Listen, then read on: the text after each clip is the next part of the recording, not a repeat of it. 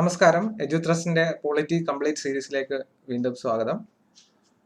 എൻ്റെ പേര് രോഹിത് വേണുനാഥൻ. എല്ലാ കോമ്പറ്റേറ്റീവ് എക്സാമുകൾക്കും വളരെ അവിഭാജ്യമായ ഒരു ഘടകമാണ് ഇന്ത്യൻ കോൺസ്റ്റിറ്റ്യൂഷൻ പോളിറ്റി എന്ന് പറയുന്നത്. അത് നമുക്ക് വളരെ ഡീറ്റെയിൽ ആയി തന്നെ പഠിച്ചാൽ മാത്രമേ ഫുൾ മാർക്ക് നേടാൻ സാധിക്കുകയുള്ളൂ. അവിടെ എജുത്രസ്റ്റിന്റെ ഈ സീരീസ് നിങ്ങൾക്ക് വളരെ ഹെൽപ്ഫുൾ ആവും. ഈ സീരീസിൽ നമ്മൾ കുറേയേറെ ക്ലാസ്സുകൾ കംപ്ലീറ്റ് ചെയ്ത് കഴിഞ്ഞു. അതിൻ്റെയൊക്കെ റെക്കോർഡിംഗ് നിങ്ങൾ വീഡിയോ കാണുക, നോട്ട് തയ്യാറാക്കാൻ മറക്കണ്ട. ഇപ്പോൾ നമ്മൾ എത്തി നിൽക്കുന്നത് ഭാഗം 3 മൗലിക അവകാശങ്ങൾ, part 3 fundamental rights. Fundamental rights തന്നെ നമുക്ക് കുറേയേറെ ഡിസ്കസ് ചെയ്യാനുള്ളതുകൊണ്ട് ബ്രേക്ക് ചെയ്തിട്ടാണ് പഠിച്ചു പോകുന്നത്. ഇതിനു മുമ്പുള്ള ക്ലാസ്സുകൾ നിങ്ങൾ കാണുക. ഇപ്പോൾ നമ്മൾ ഓൾറെഡി കവർ ചെയ്തത് ഞാൻ മാർക്ക് ചെയ്തിട്ടുണ്ട്. ഈ ബ്ലൂ കളറിൽ കാണുന്ന സമത്വത്തിനുള്ള അവകാശം ആർട്ടിക്കിൾ 14 മുതൽ 18 വരെയും നമ്മൾ ഡിസ്കസ് ചെയ്ത് കഴിഞ്ഞു. ഇപ്പോൾ രണ്ടാമത്തെ കാറ്റഗറി സ്വാതന്ത്ര്യത്തിനുള്ള അവകാശമാണ് നമ്മൾ ഡിസ്കസ് ചെയ്തുകൊണ്ടിരിക്കുന്നത്. അതിൽ ആർട്ടിക്കിൾ 19 ഓൾറെഡി നമ്മൾ പഠിച്ചാണ്. അത് കുറച്ചേറെ ഡിസ്കസ് ചെയ്യാനുള്ളതുകൊണ്ട് അത് മാത്രമായി ഒന്ന് പഠിച്ചു. ഇനിയും 20 മുതൽ 22 വരെയുള്ള ആ പോർഷനാണ് നമ്മൾ ഇന്നത്തെ ക്ലാസ്സിൽ ചർച്ച ചെയ്യുന്നത്. നമുക്കതൊന്ന് കണ്ടു നോക്കാം. ഈ ആർട്ടിക്കിളുകളെല്ലാം തന്നെ വളരെ ഡീറ്റെയിൽ ആയി നമ്മൾ പഠിക്കുന്നുണ്ട്. അതുകൊണ്ട് തന്നെ നിങ്ങൾക്കൊന്നും ഈ ഏരിയയിൽ നിന്ന് മിസ്സാവില്ല എന്ന് ഉറപ്പാണ്. അപ്പോൾ നോക്കാം. ആർട്ടിക്കിൾ 20. ആർട്ടിക്കിൾ 20-ൽ 3 കാര്യങ്ങളാണ്, 3 കീവേഡ്സ് ആണ് നമ്മൾ ഓർത്തിരിക്കേണ്ടത്. തടവിലാക്കപ്പെട്ട ഒരു കുറ്റവാളിക്ക് ലഭിക്കേണ്ട 3 അവകാശങ്ങളെ പറ്റിയിട്ടാണ് നമ്മൾ ആർട്ടിക്കിൾ 20-ൽ പഠിക്കുന്നത്. അപ്പോൾ 3 പ്രൊട്ടക്ഷൻസ്, 3 പ്രൊട്ടക്ഷൻസ് എന്ന വാക്ക് നിങ്ങൾ, അല്ലെ 3 സംരക്ഷണങ്ങൾ എന്ന വാക്ക് ഇവിടെ കീവേഡ് ഓർത്തിരിക്കുക. റിവിഷന് നിങ്ങളുടെ മനസ്സിൽ കുറച്ചുകൂടെ എളുപ്പത്തിൽ ഓർത്തിരിക്കാൻ വേണ്ടിയിട്ടാണ് ഈ കീവേഡ്സ് പറയുന്നത്. ആ കീവേഡ്സ് തന്നെ നിങ്ങൾ നോട്ട് ചെയ്ത് വെച്ചിട്ട് അതാണ് റിവൈസ് ചെയ്യേണ്ടത്. ആർട്ടിക്കിൾ 20 3 പ്രൊട്ടക്ഷൻസ് ആണ്. ആ 3 പ്രൊട്ടക്ഷൻസ് എന്നാണ് നമ്മൾ ഓൾറെഡി ഇപ്പോൾ ഈ ക്ലാസ്സിൽ മനസ്സിലാക്കി വെക്കും. പിന്നീട് റിവിഷന്റെ സമയത്ത് 3 പ്രൊട്ടക്ഷൻസ് എന്ന് ഓർത്താൽ ബാക്കിയെല്ലാം നിങ്ങളുടെ മനസ്സിലേക്ക് ഓട്ടോമാറ്റിക്കലി വരും. അപ്പൊ എന്താണ് ആ 3 സംരക്ഷണങ്ങൾ എന്ന് നമുക്ക് പഠിക്കാം. ഒന്നാമത്തേത്, എക്സ്പോസ് ഫാക്ടോ ക്രിമിനൽ ലെജിസ്ലേഷൻ, മുൻകാല പ്രാബല്യത്തോടു കൂടിയുള്ള ക്രിമിനൽ നിയമങ്ങൾ നിരോധിക്കുന്നു. അതാണ് ഒന്നാമത്തെ കാര്യം. മുൻകാല പ്രാബല്യത്തോടു കൂടി ക്രിമിനൽ നിയമങ്ങൾ പാസ്സാക്കാൻ പാടില്ല. Ex post facto criminal legislation, it prohibits ex post facto criminal legislation. എന്താണ് എക്സ്പോസ് ഫാക്ടോ എന്ന് പറഞ്ഞാൽ? മുൻകാല പ്രാബല്യത്തോടെ ക്രിമിനൽ നിയമങ്ങൾ പാസ്സാക്കാൻ പാടില്ല. സിവിൽ നിയമങ്ങൾ മുൻകാല പ്രാബല്യത്തോടു കൂടി പാസ്സാക്കാം. എന്താണ് ഈ മുൻകാല പ്രാബല്യത്തോടെ പാസ്സാക്കുക എന്ന് പറയുന്നത്? ഒരു എക്സാമ്പിൾ പറയാണ്. ഇനി മുതൽ ഒരു പുതിയ നിയമം വരുന്നു. എക്സാമ്പിളിന് വേണ്ടിയിട്ട് മാത്രം പറയുന്നതാണ് കേട്ടോ. ഒരാളെ ചീത്ത വിളിച്ചാൽ അയാൾക്ക് വധശിക്ഷ നൽകാം എന്ന് പുതിയൊരു നിയമം വരുന്നു. ആ നിയമം വരുന്നത് ഇന്നാണ്. പക്ഷെ ആ നിയമത്തിൽ പറയുന്നു ഇത് കഴിഞ്ഞ വർഷം ജനുവരി 1 മുതൽ ആപ്ലിക്കബിൾ ആണ് എന്ന് അതിൽ ചേർക്കാൻ പാടില്ല. ചേർത്താൽ എന്താ പ്രശ്നം? കഴിഞ്ഞ ആഴ്ചയും കഴിഞ്ഞ മാസവും അതിന് മുമ്പെല്ലാം ചീത്ത വിളിച്ചവർക്കെല്ലാം എന്ത് ലഭിക്കും? വധശിക്ഷ ലഭിക്കും. അങ്ങനെ പാടില്ല. ഇന്നാണ് നിയമം വന്നെങ്കിൽ ഇന്ന് മുതലേ അത് നടപ്പിലാക്കാൻ പാടുള്ളൂ. അത് സാധാരണഗതിയിൽ സിവിൽ നിയമങ്ങൾക്ക് പറ്റും. ഉദാഹരണത്തിന് ഇപ്പോൾ 1 ലക്ഷത്തിന് മുകളിൽ വരുമാനമുള്ളവർക്ക് കൂടെ ടാക്സ് ഏർപ്പെടുത്തി എന്ന് പറഞ്ഞ് ഇന്നൊരു നിയമം വരുന്നു. ഇത് ആപ്ലിക്കബിൾ ജനുവരി മുതൽ ആപ്ലിക്കബിൾ ആണെന്ന് പറഞ്ഞാൽ ജനുവരി മുതലുള്ളവർ കൊടുക്കണം. അവിടെ പ്രശ്നമില്ല. അത് സിവിൽ നിയമമാണ്. സിവിൽ നിയമങ്ങൾക്ക് ഇത് ബാധകമല്ല. ക്രിമിനൽ നിയമങ്ങൾ അങ്ങനെ ഇറക്കാൻ പാടില്ല, മുൻകാല പ്രാബല്യത്തോടെ ഇറക്കാൻ പാടില്ല. അതാണ് ഒന്നാമത്തെ സംരക്ഷണം. രണ്ടാമത്തേത്, ഒരേ കുറ്റത്തിന് ഒന്നിലേറെ തവണ ശിക്ഷിക്കാൻ പാടില്ല. Double jeopardy, it prohibits double jeopardy. അതായത് ഒന്നിലേറെ തവണ. അതായത് ഇപ്പൊ എന്നെ ഒരു കുറ്റത്തിന്, ഇപ്പോൾ ഒരുത്തനെ തല്ലി എന്നുള്ള കേസിൽ എനിക്ക് ശിക്ഷ കിട്ടി, കോടതി വിധിച്ചു, ഞാൻ ആ ശിക്ഷ അനുഭവിച്ചു. ഒരു 3 മാസം തടവിൽ കിടക്കാൻ പറഞ്ഞു, 3 മാസം തടവിൽ കടന്നു. അതിന് കഴിഞ്ഞിട്ട് പിന്നെയും അതേ കുറ്റത്തിന് വീണ്ടും ശിക്ഷിക്കരുത്. അതാണ് രണ്ടാമത്തെ പ്രൊട്ടക്ഷൻ. ഡബിൾ ജെപ്പടി എന്നാണ് പറയുക. Prohibits double jeopardy. മൂന്നാമത്തേത്, കുറ്റവാളിയെ അയാൾക്കെതിരെ സ്വയം തെളിവ് നൽകാൻ നിർബന്ധിക്കരുത്. It prohibits self incriminating evidence. എന്താണ് സെൽഫ് ഇൻക്രിമിനേറ്റിംഗ് എവിഡൻസ്? അതായത് എന്നെ കൊണ്ട് നിർബന്ധിച്ച് എനിക്കെതിരെ തെളിവെടുപ്പിക്കരുത്.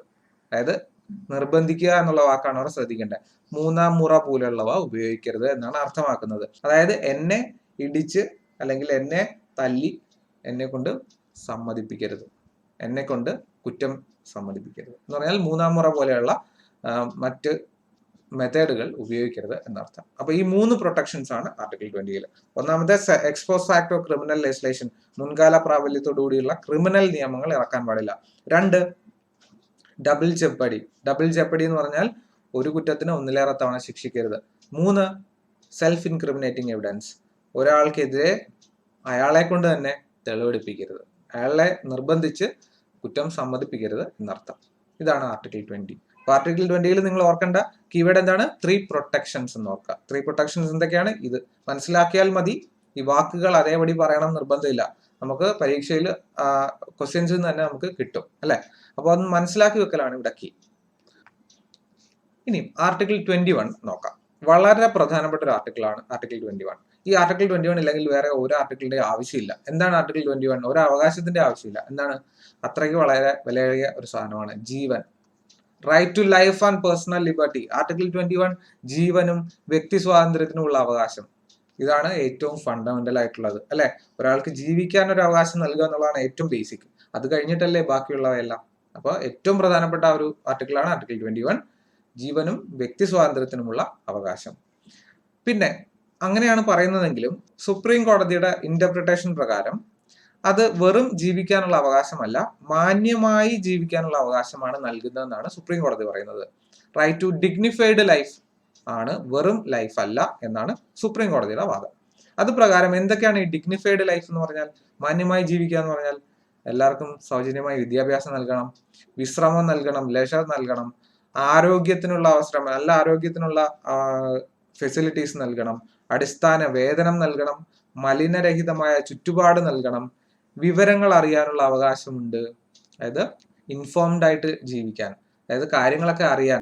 രാജ്യത്ത് നടക്കുന്ന അഡ്മിനിസ്ട്രേഷൻ എന്ന് പറഞ്ഞാൽ എന്നെയും കൂടെ ബാധിക്കുന്നതാണ്, അത് ഞാൻ അറിയണം. അപ്പൊ ഇങ്ങനെയുള്ളതൊക്കെയാണ് മാന്യമായി ജീവിക്കാനുള്ള അവകാശം. ഇത് എങ്ങും ഡിഫൈൻ ചെയ്തിട്ടില്ല.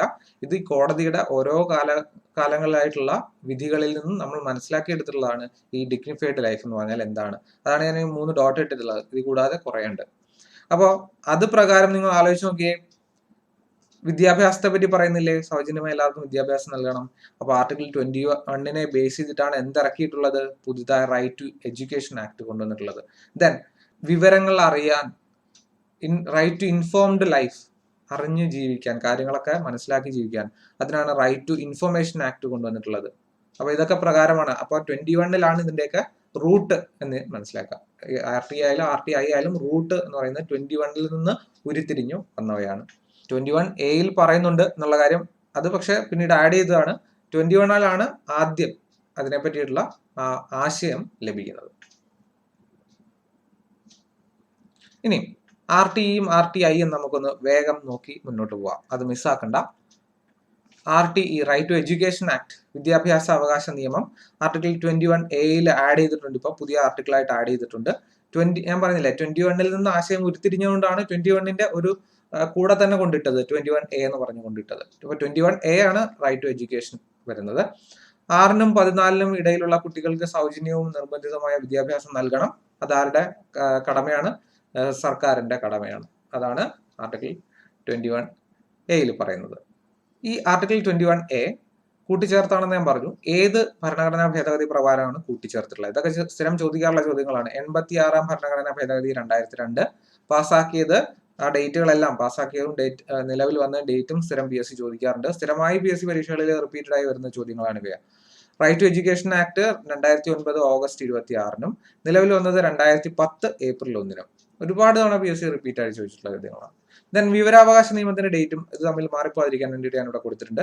2005 ജൂൺ 15-നാണ് വിവരാവകാശ നിയമം പാസ്സാക്കുന്നത്. നിലവിൽ വരുന്നത് 2005 ഒക്ടോബർ 12. അപ്പൊ ഈ ഡേറ്റ്സ് കൂടി നിങ്ങൾ നോട്ട് ചെയ്യുക, റിവൈസ് ചെയ്യുക. അടുത്തത് ആർട്ടിക്കിൾ 22. അപ്പൊ 20 നമ്മൾ പഠിച്ചു, 3 സംരക്ഷണങ്ങൾ. 21 right to life and personal liberty, 21A right to education. ഇനി 22-ൽ പറയുന്നത്, 22-ന് 2 ഭാഗങ്ങളാണുള്ളത്. അതിലെ ഒന്നാമത്തെ ഭാഗം വിചാരണയോടുകൂടിയ സാധാരണ നമ്മൾ കാണാറുള്ള ആ ഒരു ഡിറ്റൻഷൻ, തടവിനെ പറ്റി സംസാരിക്കുന്നു. സാധാരണ നമുക്കൊക്കെ മുന്നിൽ കാണാറുള്ള തടവ് ശിക്ഷ എങ്ങനെയാണ്? വിചാരണയോട് കൂടിയുള്ള തടവാണ്. അവിടെ എങ്ങനെയാ? നമ്മൾ ഈ സിനിമയിലൊക്കെ കാണുന്ന പോലെ എന്ത് വേണം? അറസ്റ്റ് ചെയ്യണമെങ്കിൽ ഒരു വാറന്റ് വേണം. ഒരു ഉത്തരവിന്മേലുള്ള അറസ്റ്റ് മാത്രമേ സാധിക്കുകയുള്ളൂ. 24 മണിക്കൂറിനുള്ളിൽ മജിസ്ട്രേറ്റിന് മുന്നിൽ ഹാജരാക്കണം. ഇതൊക്കെ നമ്മൾ സിനിമയിൽ സ്ഥിരം കാണുന്ന പദങ്ങളാണ് അല്ലെ. അതാണ് സാധാരണഗതിയിൽ സംഭവിക്കുക. അതാണ് ഫസ്റ്റ് പാർട്ട്, പ്യൂണിറ്റീവ് ഡിറ്റൻഷൻ എന്ന് പറയും. ഇതിൽ രണ്ടാമത്തെ പാർട്ടാണ് നമുക്ക് കുറച്ച് ഡീറ്റെയിൽ ആയിട്ട് നോക്കേണ്ടത്. ഇവിടെയാണ് നമുക്ക് കൂടുതൽ ഇമ്പോർട്ടൻസ് നൽകേണ്ടത്. Preventive detention. ആദ്യത്തേത് പ്യൂണിറ്റീവ് ഡിറ്റൻഷൻ, രണ്ടാമത്തേത് പ്രിവെന്റീവ് ഡിറ്റൻഷൻ. പ്യൂണിറ്റീവ് ഡിറ്റൻഷൻ എന്ന് പറഞ്ഞാൽ വിചാരണയോടുകൂടിയ തടവ്. അപ്പൊ പ്രിവെന്റീവ് എന്തായിരിക്കും? വിചാരണ ഇല്ലാത്ത തടവ് അല്ലെ. എന്താ നോക്കാം? രണ്ടാം ഭാഗം കരുതൽ തടങ്കലിനെ പറ്റി പറയുന്നു, പ്രിവെന്റീവ് ഡിറ്റൻഷനെ പറ്റി പറയുന്നു. അതിനൊരു വിശേഷണമുണ്ട്, അനിവാര്യമായ തിന്മ. ഡെമോക്രസിയിലെ ഒരു നെസസറി ഈവിൾ ആണ് ഏത്? Preventive detention. Necessary evil. കാരണം അത് സത്യം പറഞ്ഞാൽ ശരിയായ കാര്യമല്ല. ഒരാളെ വിചാരണയില്ലാതെ തടവിൽ പാർപ്പിക്കുക എന്ന് പറയുന്നത് നല്ല കാര്യമല്ല. പക്ഷെ എന്താണ്, അത് പല കേസുകളിലും പല സാഹചര്യങ്ങളിലും ഒഴിവാക്കാൻ പറ്റാത്ത സാഹചര്യമാണ്. അതുകൊണ്ടാണ് അതിനെ നെസസറി ഈവിൾ എന്ന് വിശേഷിപ്പിക്കുന്നത്. എന്റെ പ്രത്യേകത എന്താണ്? പ്രിവെന്റീവ് ഡിറ്റൻഷൻ ആണെങ്കിൽ സാധാരണഗതി അറസ്റ്റ് ചെയ്യണമെങ്കിൽ ഉത്തരവ് വേണം, വാറന്റ് വേണം. ഇവിടെ വാറന്റ് വേണ്ട, ഉത്തരവില്ലാതെ അറസ്റ്റ് ചെയ്യാൻ സാധിക്കും. മറ്റേതാണെങ്കിൽ 24 മണിക്കൂറിനുള്ളിൽ ഒരു മജിസ്ട്രേറ്റിന് മുന്നിൽ, ജുഡീഷ്യൽ ബോഡിക്ക് മുന്നിൽ ഹാജരാക്കണം. ഇവിടെ അങ്ങനെയല്ല, വിചാരണ കൂടാതെ തടവിൽ പാർപ്പിക്കാൻ കഴിയും. എത്ര നാൾ? വിചാരണ കൂടാതെ 3 മാസം വരെ തടവിലാക്കാം. അപ്പൊ നിങ്ങൾക്ക് മനസ്സിലായിട്ടുണ്ടാവും എത്രത്തോളം ക്രൂവലാണ്, എത്രത്തോളം ഈവിളാണ് ഈ നിയമം എന്ന് പറയുന്നത്. അതായത് ഒരാളെ വീട്ടിൽ നിന്ന് പെട്ടെന്ന് ഒരു ദിവസം പോലീസ് ഒന്ന് പിടിച്ചോണ്ട് പോകുന്നു, ആളെ പറ്റി ഒരു വിവരമില്ല. അപ്പൊ 3 മാസം കഴിഞ്ഞിട്ടേ അവര് ഒരു ജുഡീഷ്യൽ ബോഡി അല്ലെങ്കിൽ ജുഡീഷ്യറിയുടെ മുന്നിൽ ഹാജരാക്കുകയുള്ളൂ. അപ്പൊ അത്ര നാളും ആരുടെ കൈവിലായിരിക്കും?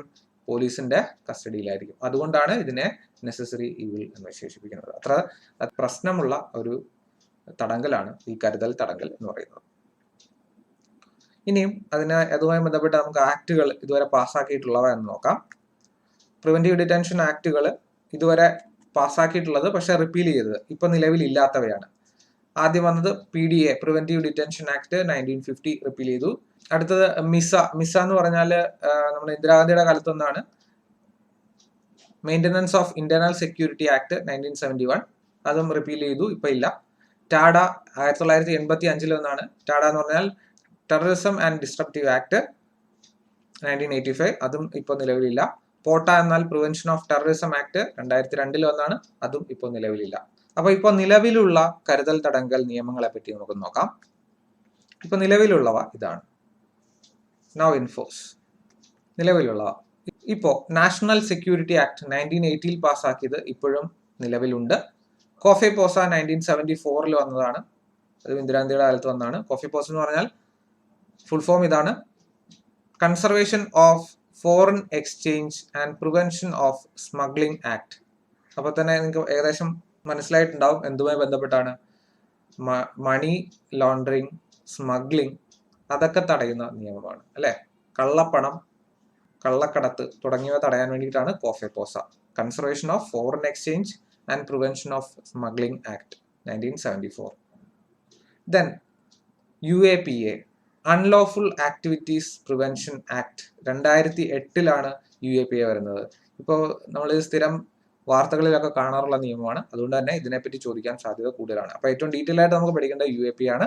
2008 UAPA വരുന്നത്. UAPAക്ക് ഈ അടുത്തിടെ ഒരു അമെൻമെന്റ് വന്നിരുന്നു. അതുകൊണ്ട് തന്നെ ഈ ഏരിയ നന്നായി നോക്കുക, കറണ്ട് അഫയേഴ്സൂടെ റിലേറ്റഡ് ആണ്, ചോദിക്കാം.